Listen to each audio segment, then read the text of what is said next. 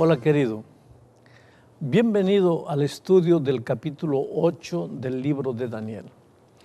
El tema central de este capítulo es el juicio que sucederá antes que Jesús regrese. Algunos creen que la única contribución adventista a la teología bíblica es la manera en que entendemos el juicio previo al advenimiento, o sea, el juicio investigador.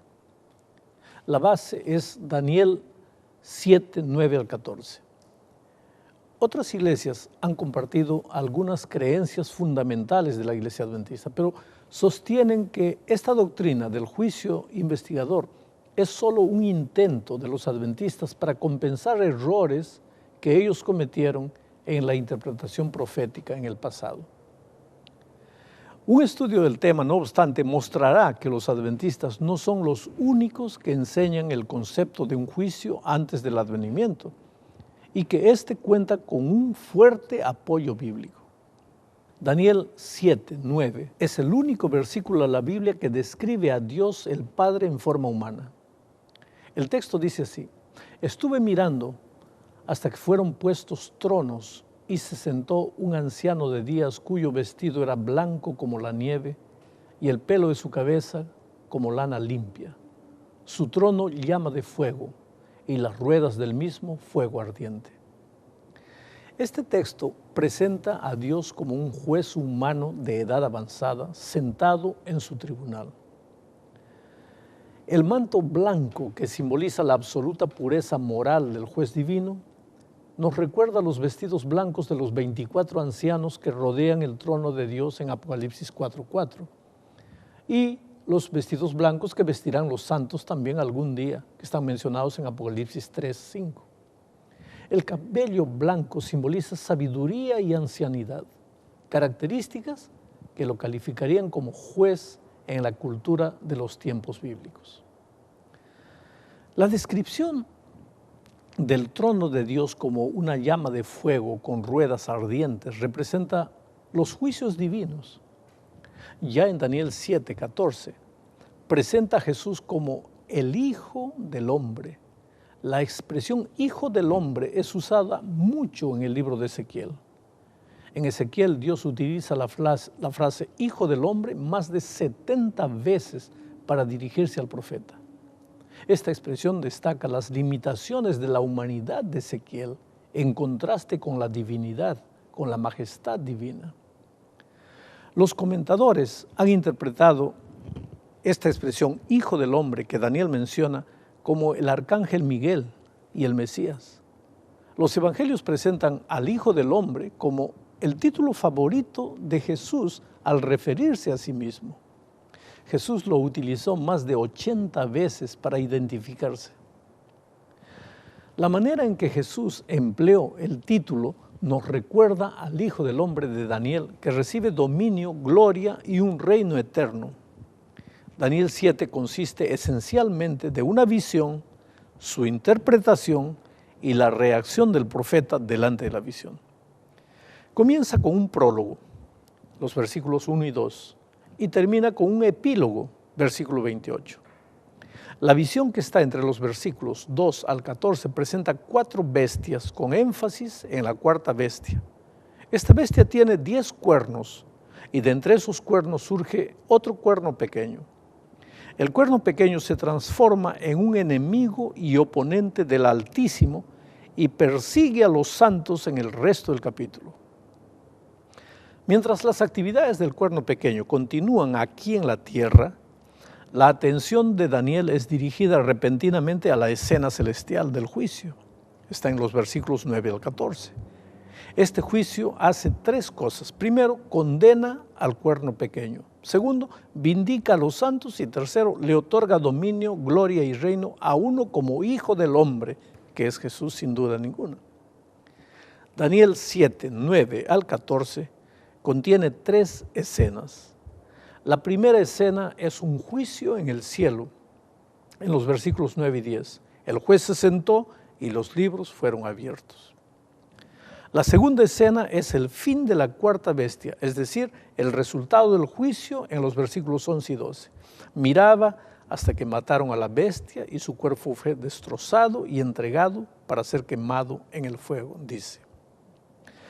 Y la tercera escena es la recepción del reino por el Hijo del Hombre en los versículos 13 y 14.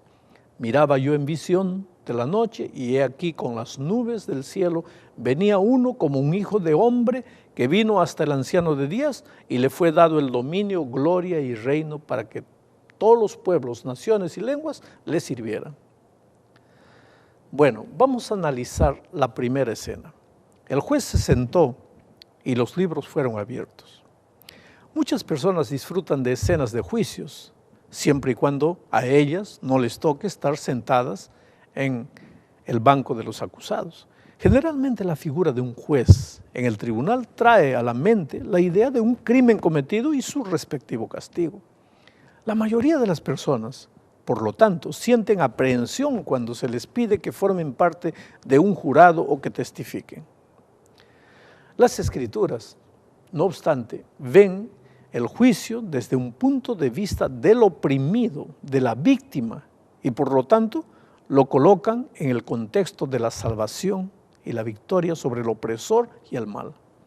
Como resultado, la Biblia a veces describe a los jueces como libertadores o salvadores. El concepto de un juicio investigador, como lo enseña la Iglesia Adventista, tiene fundamento bíblico. Tanto en el Antiguo Testamento como en el Nuevo Testamento, repetidamente encontramos juicios investigadores.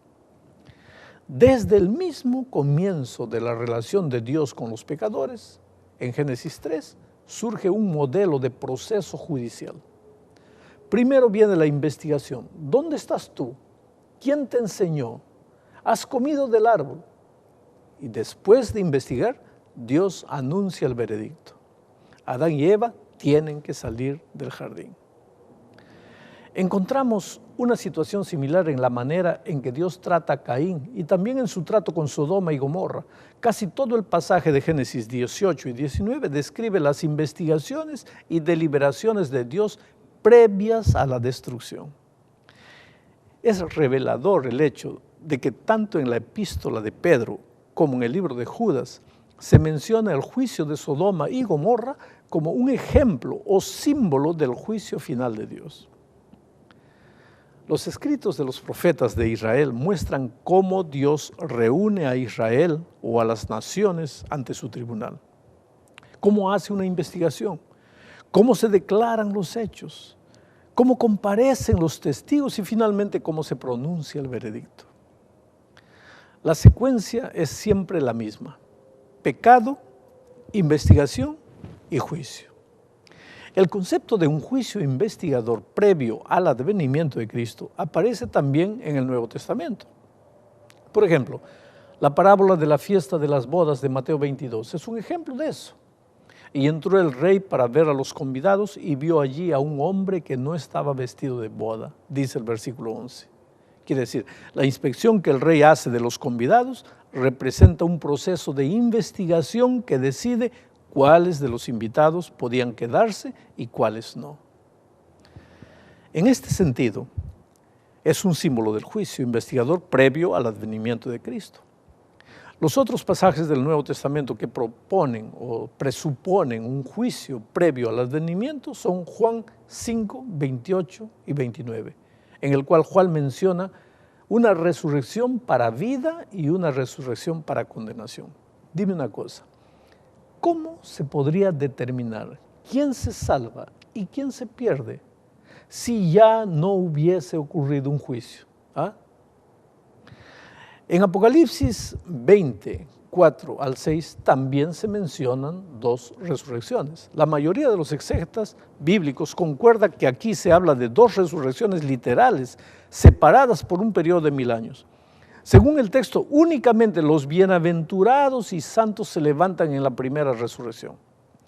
Eso significa que debe haber ocurrido un juicio previo para determinar quién participaría de ella. Teólogos no adventistas también han reconocido esto. El luterano Joseph Seyss, por ejemplo, escribió: la resurrección y los cambios que ocurren en un abrir y cerrar de ojos para los vivos son en sí mismos los frutos y representaciones de un juicio precedente. Son la consecuencia de adjudicaciones ya hechas. En términos estrictos, los hombres no son resucitados para ser traídos a juicio. Las resurrecciones son productos de un juicio ya ocurrido sobre los muertos como muertos y los vivos como vivos. Los muertos en Cristo resucitarán primero, porque ya se ha juzgado que están en Cristo, y los santos vivos son arrebatados con ellos en las nubes, porque ya se ha juzgado que son santos y dignos de obtener ese mundo. En Apocalipsis 14, el mensaje del primer ángel, temed a Dios y dadle gloria, porque la hora de su juicio ha llegado, precede a la cosecha de la tierra. La secuencia de eventos de este capítulo claramente indica que el juicio del que se habla en el versículo 7 ocurre antes de la ejecución del juicio en ocasión de la segunda venida de Cristo, en los versículos 14 al 20. Así es que a lo largo de la Escritura encontramos el concepto de un juicio investigador antes de la segunda venida de Cristo, como lo presenta Daniel 7. Es importante reconocer que el juicio de Daniel 7 ocurre mientras el cuerno pequeño está activo sobre la tierra. Al final del versículo 8, Daniel escucha las grandes cosas, entre comillas, que el cuerno pequeño habla. Entonces su atención se vuelve hacia la escena del juicio celestial. Pero luego de describir la escena del juicio, Daniel concentra nuevamente su atención a lo que el cuerno pequeño declara. El versículo 11 dice: yo entonces, o sea, mientras contemplaba la escena celestial, ocurrían las actividades del cuerno pequeño sobre la tierra. Bueno, ya que las acciones del cuerno pequeño ocurren casi al mismo tiempo que el juicio celestial, este juicio no puede ser el juicio final de Apocalipsis 20. Más bien, debe ser un juicio preliminar que ocurre en el cielo previo a la segunda venida de Cristo. Una interpretación tal no se limita a los adventistas del séptimo día. El autor católico Duste Welt, por ejemplo, escribió: sin duda alguna, el profeta Daniel describe aquí el juicio de Dios concerniente a los poderes hostiles. El juicio termina con la condenación total de los imperios del mundo y el triunfo de la causa de Dios. Sin embargo, lo que se describe aquí no es, como muchos intérpretes del pasado han supuesto, el juicio general del mundo. No es el juicio de Dios aquí en la tierra, sino que el lugar del juicio se encuentra en el cielo. El contexto indica que es un juicio preliminar que luego se confirma con el juicio general del mundo. Ya el intérprete protestante Robinson vio esta distinción en el siglo XIX cuando escribió su comentario sobre Daniel. Él dice lo siguiente: como ya se ha observado, este no es un juicio general al fin del reino de Cristo sobre la tierra, o según se entiende comúnmente la frase al fin del mundo. Más bien parece ser un juicio invisible que ocurre dentro del velo y se revela por sus efectos especiales y la ejecución de su sentencia, por ser ocasionado por las grandilocuentes expresiones del cuerno pequeño y ser seguido por el despojo de su dominio. Puede parecer que ya ha pasado, pero debido a que es evidente que la sentencia no ha sido totalmente ejecutada, puede ser que se encuentre en sesión ahora mismo. Bueno, ¿cuál es el propósito de este juicio de Daniel 7? Observamos que se abren libros y se los analiza. En el Antiguo Testamento encontramos referencias al libro de los vivientes en Salmos 69, 28, al libro de memoria en Malaquías 3, 16 y el libro de Dios en Éxodo 32, 32. La pregunta importante es: ¿quién es juzgado en base a estos libros? Por el contexto concluimos que este juicio incluye primero al pueblo de Dios, aunque la versión Reina Valera traduce Daniel 7:22 como se dio el juicio a los santos del Altísimo, varias versiones lo traducen como se hizo un juicio en favor de los santos del Altísimo. Esto indica que los santos son de algún modo el tema del juicio.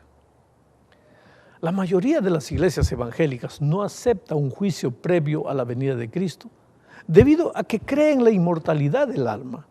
Ellos suponen que el estado futuro de una persona se decide en el momento en que la persona muere. Un juicio previo al advenimiento, por lo tanto, que decide si una persona será salva o no, no concuerda con su manera de pensar, porque ellos ven a los muertos ya en el cielo o en el infierno, y para los católicos en el purgatorio. Por lo tanto, los cristianos en general no aceptan el juicio anterior al advenimiento, aunque el contexto de Daniel 7 claramente lo presenta. En segundo lugar, este juicio también incluye al cuerno pequeño. ¿Por qué?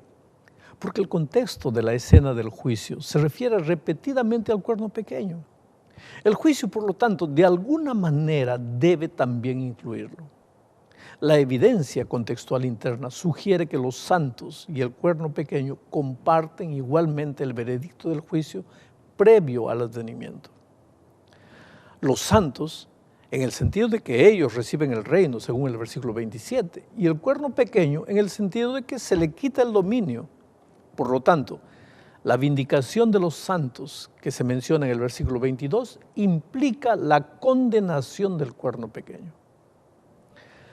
Aunque algunos intérpretes no adventistas han visto un juicio previo al advenimiento en Daniel 7, como ya lo vimos, lo han limitado al juicio del cuerno pequeño, mientras que los adventistas incluyen tanto a los santos cuanto al cuerno pequeño como los objetos del juicio.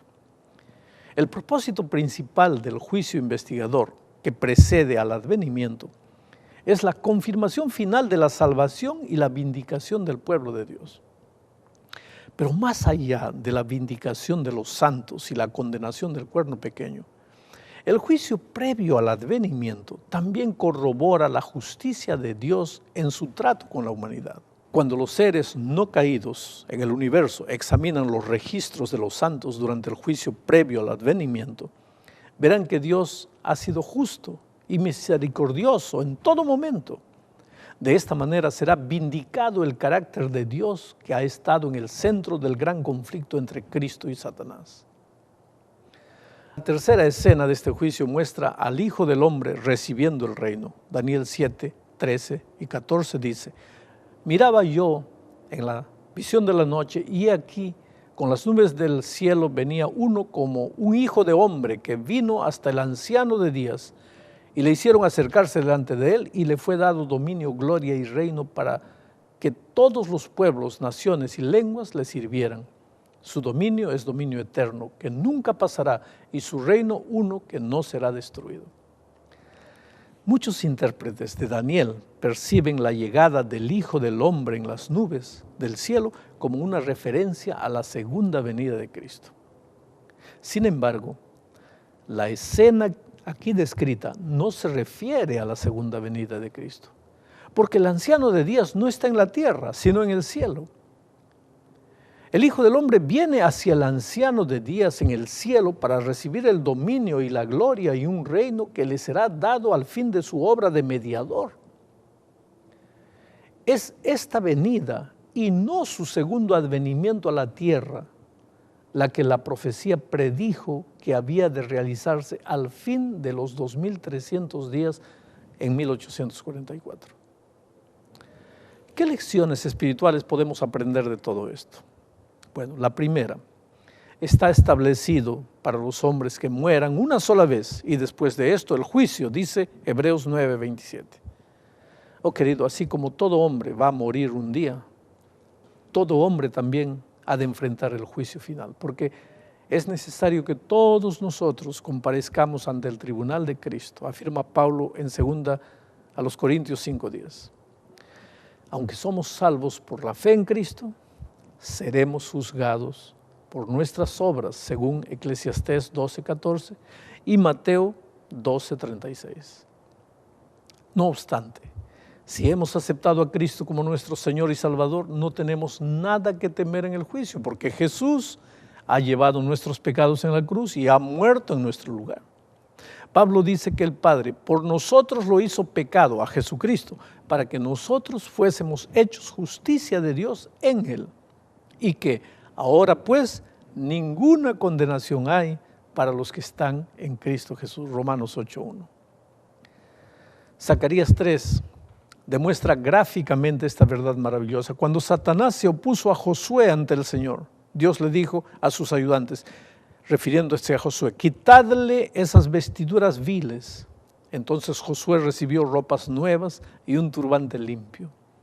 Las vestiduras sucias, que representan los pecados de cada persona, no fueron quemadas o enviadas a la tintorería, no, sino que Jesús se las puso sobre sí mismo y entonces fue a la cruz a pagar el castigo. Mira lo que dice Pablo. Mas Dios muestra su amor para con nosotros, en que siendo aún pecadores, Cristo murió por nosotros. Oh querido, el juicio previo al advenimiento en Daniel 7 es la primera fase del juicio final. Investigará y decidirá el caso de todos los que entraron alguna vez en el servicio de Dios. Entonces, en la segunda venida, Dios revelará las decisiones alcanzadas en el juicio previo al advenimiento y sus santos recibirán el reino.